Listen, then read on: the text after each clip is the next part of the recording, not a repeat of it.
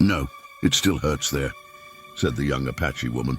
The lonely rancher did the unexpected. Watch till the end. The final decision will break your heart and heal it at the same time. A comment where you're watching from. And like, subscribe and share for more true-feeling Western stories. The desert was still, stretched wide beneath a sky bleached pale by the unforgiving sun.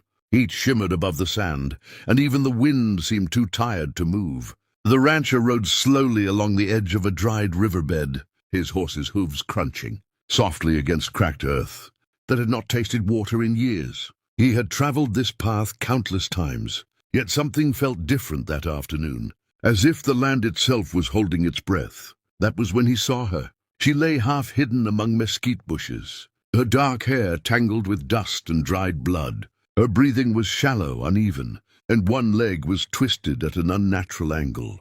The rancher dismounted at once, his instincts battling the lessons carved into him since childhood. She was Apache.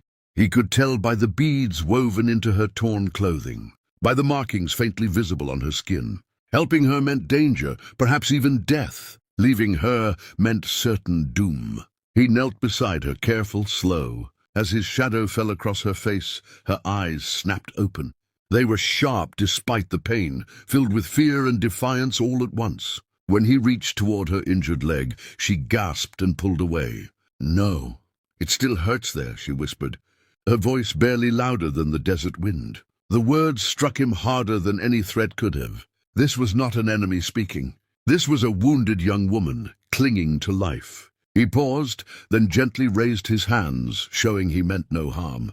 With deliberate care, he tore a strip from his own shirt and pressed it against the wound, stopping the slow seep of blood. She trembled, but she did not scream. Her strength, even in suffering, unsettled him. Memories stirred, faces long buried by time, a wife's smile, a child's laughter, ghosts that had kept him alive yet hollow.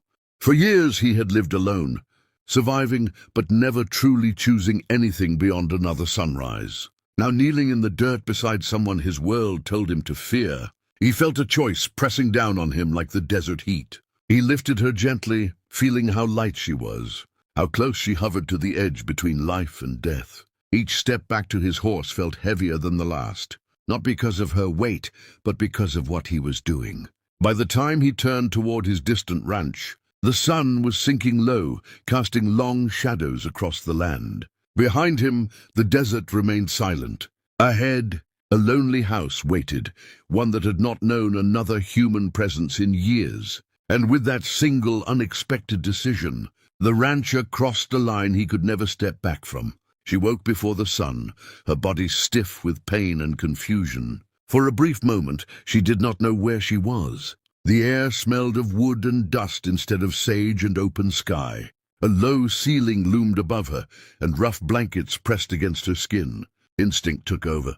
Her hand moved sharply to her side, searching for the familiar weight of a knife, but found only emptiness. Her heart began to race. Then she saw him. The rancher sat near the door, half awake, his hat resting on his knee. His rifle leaned against the wall but untouched. He did not move when her eyes locked onto him. He only watched, calm, as if sudden movements might shatter something fragile between them. "I could leave," she said, her voice strained but firm. "Once I can walk." He nodded slowly. "You can," he replied, "but not bleeding." There was no threat in his tone, no command. That unsettled her more than anger would have. She turned her face away, listening to the quiet creaks of the old house and the distant call of a bird greeting dawn. Nothing in this place felt like a trap, yet she remained tense, waiting for cruelty she had been taught to expect. The days that followed blurred together. He brought her water, then food, always setting it within reach before stepping back. When he cleaned her wound, his hands were steady, respectful, never lingering. He asked no questions about her people, her past, or how she came to be broken in the desert. His silence spoke louder than interrogation. She watched him carefully from beneath lowered lashes. Each movement, each decision was measured and restrained. A man like this did not fit the stories she had grown up hearing. At night, she listened to his footsteps moving through the house, always stopping short of her room, always keeping his distance. Then the fever came. Her body burned as memories tangled with dreams. She cried out names she had not spoken since the night her world collapsed, faces swallowed by smoke, screams cut short by steel. Her breath hitched, and tears slid down her temples into the pillow. The rancher heard her and came at once. He sat beside her, pressing a cool cloth to her forehead, murmuring words she barely understood. He stayed when the sun rose, and when it climbed high, and when it sank again. He did not leave, even when her hands clawed weakly at the blankets, even when her voice broke in grief. By morning the fever eased. When she opened her eyes, he was still there, slumped in the chair, exhaustion etched deep into his face. In that quiet moment, something shifted. She realized that while her body had been healing under his roof, something else, something long hardened by loss, had begun to soften in them both. When she was strong enough to step outside, the morning air felt sharper than she remembered. The pain in her leg was still there, but it no longer ruled her every movement. She leaned on the doorframe for balance, letting her eyes adjust to the wide land stretching out before her. The ranch was small and weathered, shaped by years of wind and silence. Nothing about it spoke of wealth or power, only survival. That was when she noticed the graves. 2 simple wooden markers stood a short distance from the house, worn smooth by time and rain. No names were carved into them, only faint lines scratched by a hand that had not known how to shape grief into words. She felt her chest tighten. Death was familiar to her, but this kind of quiet loss carried a different weight. The rancher followed her gaze.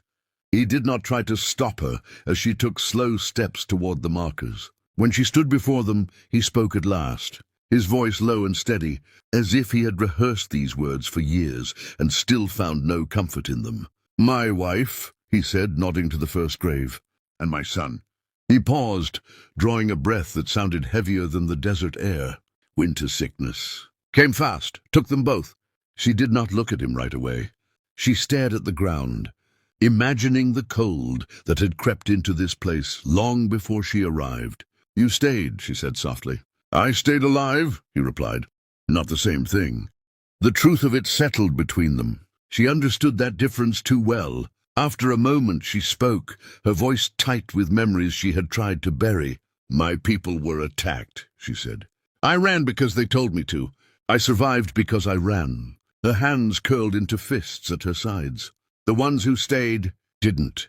Pain, she realized, did not recognize tribes or borders. It carved the same hollow spaces in every heart it touched. Later that day, dust rose on the distant hills. She saw it first and felt her stomach drop. Shapes moved against the horizon, riders, careful and deliberate. Apache scouts. Her people. Fear rushed through her, sharp and urgent. "They'll kill you if they see you," she warned him, turning quickly. "You must hide." He looked toward the hills, then back at her. Without a word, he reached for his rifle. Her heart sank until she saw what he did next. He checked it, then set it aside, out of reach. "I won't fight them," he said quietly. "But I won't leave you either." In that moment, she understood the truth. The unexpected thing was not that he had saved her life. It was that he was willing to risk his own for it. The sun was barely above the horizon when the riders arrived, their silhouettes cutting through the pale morning light. The sound of hooves carried across the open land, slow and deliberate, meant to be heard.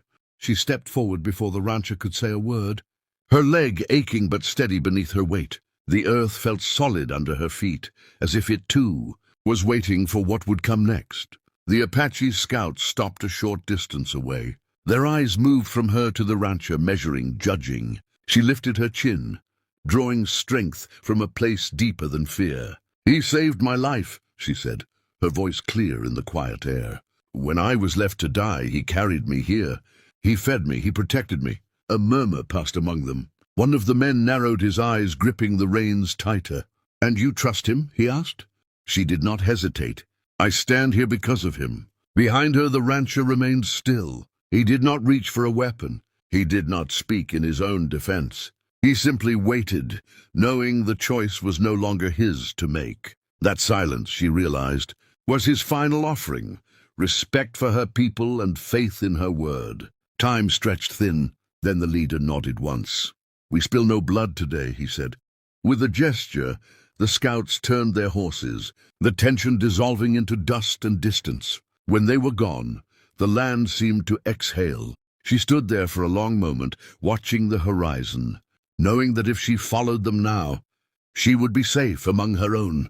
The path back to her people lay open, clear and expected. She turned slowly toward the rancher. His face was calm, but his eyes betrayed a quiet acceptance, as if he had already prepared himself to be alone again. "I should go," she said. He nodded, offering no argument, no plea. "You should," he agreed. She took a step away. Pain flared in her leg, sharp and insistent, but she stopped for another reason entirely. She turned back, pressing a hand lightly against her chest. "It still hurts," she said softly. He frowned. "Your wound?" "Not that," she interrupted. "This." Understanding flickered across his face. He looked toward the empty house, the graves beyond it, the life he had resigned himself to enduring rather than living. She saw the same reflection of loss in his eyes that stared back from her own memories. Without another word, she turned and walked back toward him. He did not move until she stood beside him, close enough that the space between them no longer felt like a barrier. She stayed. The ranch did not change overnight. The land remained harsh, the past remained heavy, but in the quiet days that followed, laughter began to return in small, careful moments, and the lonely rancher learned that sometimes healing did not come from forgetting pain, but from choosing not to face it alone.